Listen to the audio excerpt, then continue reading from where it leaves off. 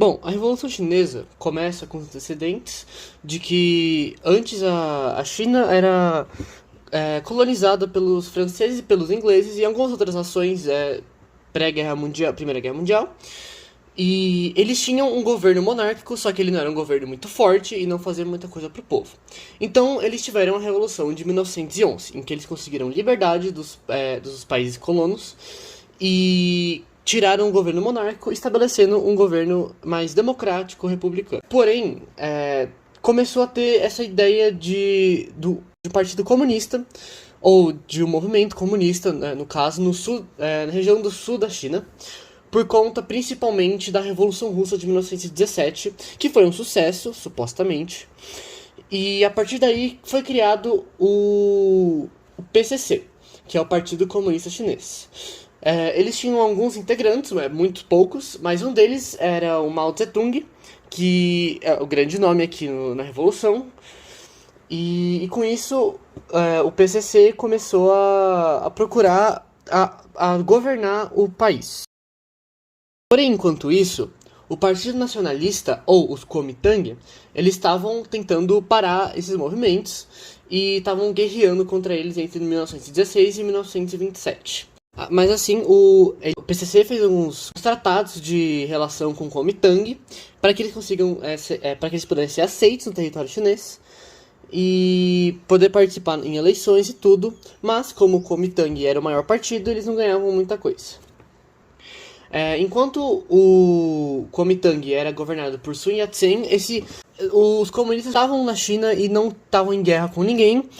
Porém, Sun Yat-sen falece e Chiang Kai-shek assume o comando e ele começa a reprimir os comunistas do PCC, porque eles começaram a ter um crescimento meio descontrolado assim na população chinesa e eles não e o Chiang não queria que o PCC tomasse conta do país. Mas depois disso, em 1930, eles tiveram que parar de lutar entre si, porque os japoneses começaram a dominar e atacar o seu território. E com isso, eles se aliaram para poder lutar contra o Japão na Segunda Guerra Sino-Japonesa. E daí, em 1945, quando o Japão se rende, eles continuam a guerra. Foram até tentadas algumas negociações, só que os nacionalistas eles exigiam forças comunistas totalmente desarmadas, o que obviamente Mao Tse-tung não aceitaria de jeito nenhum. E continuou a Guerra Civil em 1946 e os nacionalistas tiveram forte apoio dos Estados Unidos. Mas, mesmo com apoio, a popularidade do Partido Chinês Comunista estava muito alta, principalmente nos camponeses. Porque durante os anos de guerra contra os japoneses, foram os comunistas que defenderam todos os camponeses e os que trabalhavam na área agrícola do país, que era a maior parte da população na época.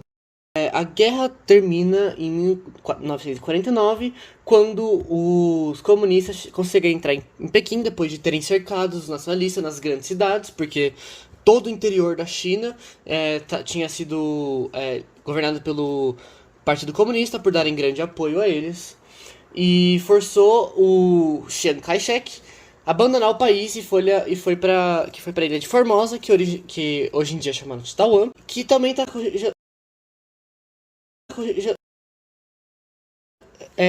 gerando algumas tretas, assim, nos dias de hoje. E isso transformou a China em um país comunista e foi declarada a República Popular da China e transformou a implantação. Guerra da Coreia. A Guerra da Coreia foi um conflito entre a Coreia do Norte e a Coreia do Sul, que ocorreu em 1950 e 1953, e começou quando as tropas norte-coreanas cruzaram as fronteiras que separavam a Coreia do Norte e começaram a invadir a Coreia do Sul. A guerra foi uma das primeiras manifestações da polarização do mundo durante a Guerra Fria.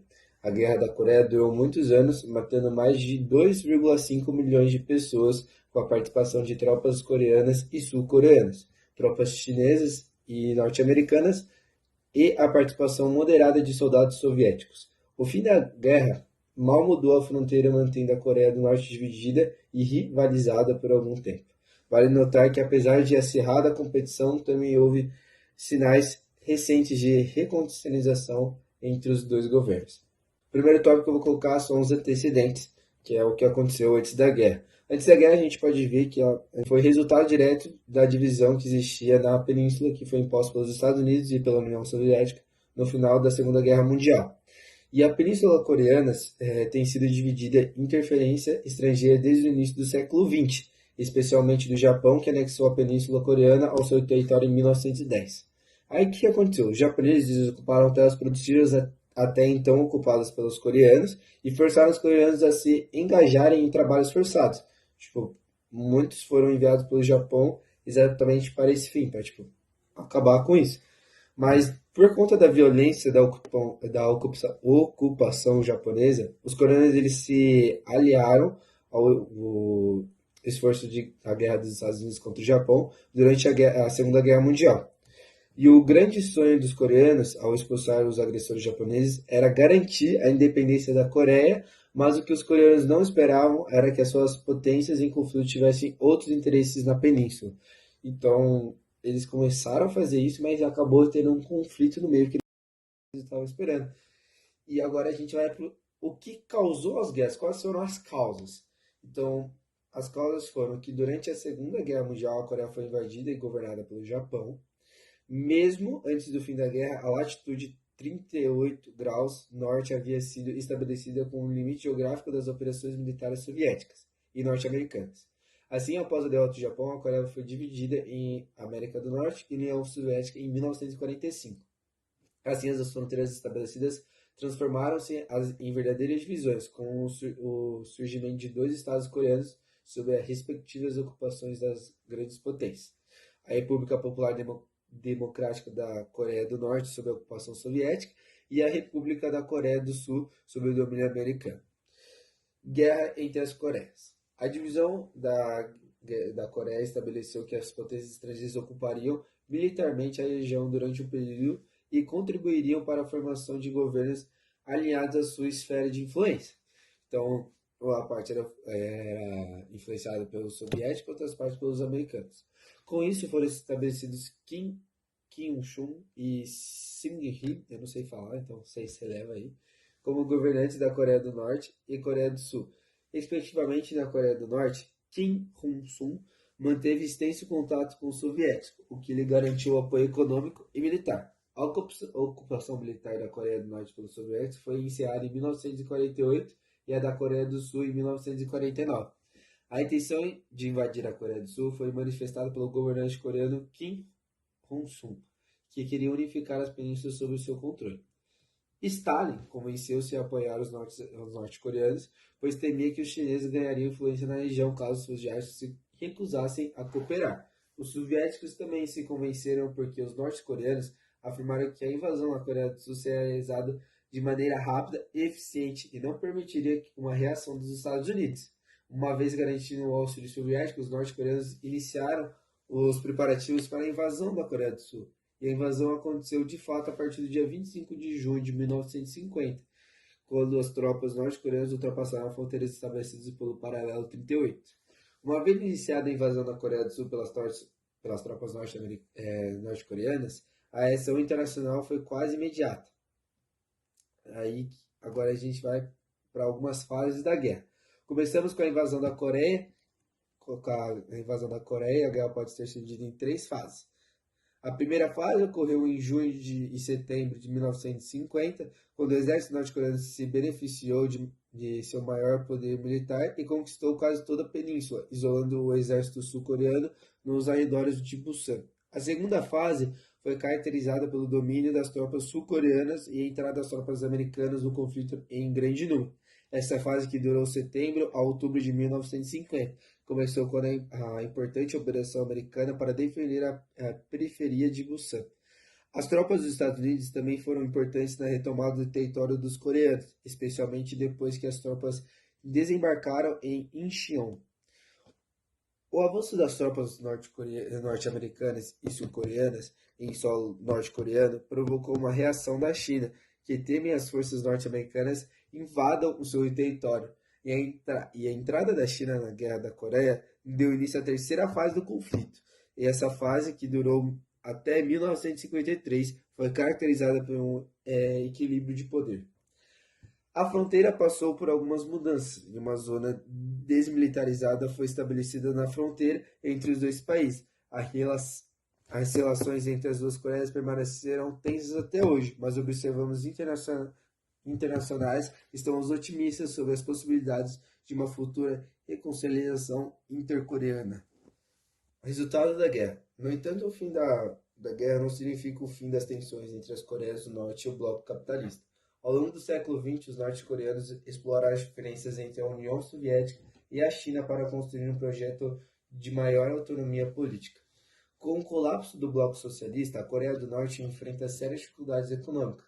No entanto, tem desenvolvido políticas efetivas na área de educação e saúde.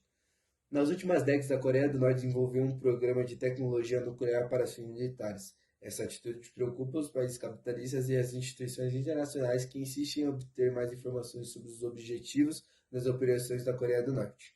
As autoridades dos países são indiferentes à pressão exercida alegando rejeitar pedidos, principalmente dos Estados Unidos, sob o princípio da soberania nacional. Assim, recentemente, o presidente George Bush decidiu incluir a Coreia do Norte entre os chamados países eixo do mal. Bom, agora eu vou falar um pouco da Guerra do Vietnã. Essa guerra, ela durou 20 anos e foi a maior guerra durante o período de Guerra Fria. Ela envolveu 3 países, Laos, Camboja, mas o principal que aconteceu, a maioria das coisas, foi no próprio Vietnã. Os antecedentes foi que o Vietnã conseguiu liberdade de seus colonistas, que eram a França. E tinham 2 ditadores que participavam assim, de um governo do Vietnã do Norte e do Vietnã do Sul. No Norte era um ditador comunista e no Sul era um ditador mais de direita. Os dois eles queriam reunir o Vietnã com suas ideologias a princípio, e como estava tendo todo aquele negócio de o Oeste não querer o avanço do comunismo pelo mundo, eles entraram no conflito, e por isso também que virou um dos maiores conflitos na Guerra Fria. O Vietnã do Norte era aliado da União Soviética e da China, enquanto o Vietnã do Sul era dos Estados Unidos, Tailândia e Austrália e outros países que eram contra o comunismo. O Vietnã do Norte ele era composto por 2 principais exércitos. O Exército Norte-Vietnamita, ou NVA, que eles procuravam batalhas mais tradicionais, e os Vietcongs, que eram guerreiros de guerrilha. Guerrilha é uma forma de guerra em que os guerrilheiros eles usam ao redor deles para conseguir se esconderem e fazer muito mais emboscadas do que confrontos diretos. Isso tornou a Guerra do Vietnã muito, muito sangrenta, principalmente nos Estados Unidos. Porque os Estados Unidos nunca participou de nenhuma guerra parecida antes e não sabiam o que fazer contra todas as táticas de guerra que os Vietcongs possuíam.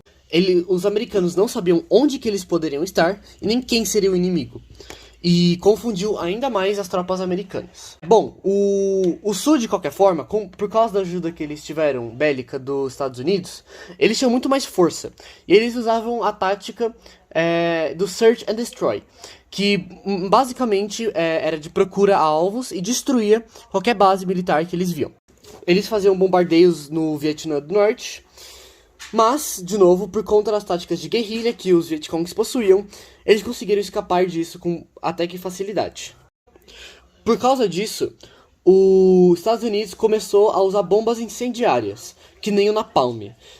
Essas bombas, elas devastam áreas gigantescas, principalmente na floresta, e eles fizeram isso para tentar conseguir devastar o campo de batalha que os guerrilheiros tinham. Mas eles mataram muitos civis inocentes com essas bombas, por causa do fogo incontrolável que eles geravam. E isso deixou uma péssima imagem na mídia, principalmente de volta nos Estados Unidos, já que começou a aparecer muitos rádios e televisão. E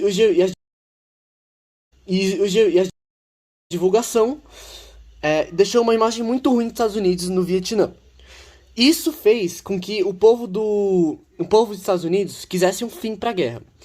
E no final, Eles retiraram as tropas do Vietnã e 2 anos depois a capital do Vietnã do Sul, que é Saigon, cai para os norte-vietnamitas. A guerra custou muito caro e cerca de 50 mil americanos morreram. E foi a maior derrota até agora que os Estados Unidos já teve em algum outro país. Independência da Índia. Bom, tudo começou quando a Índia foi colonizada pelos ingleses, que queriam seus solos férteis e suas outras riquezas naturais.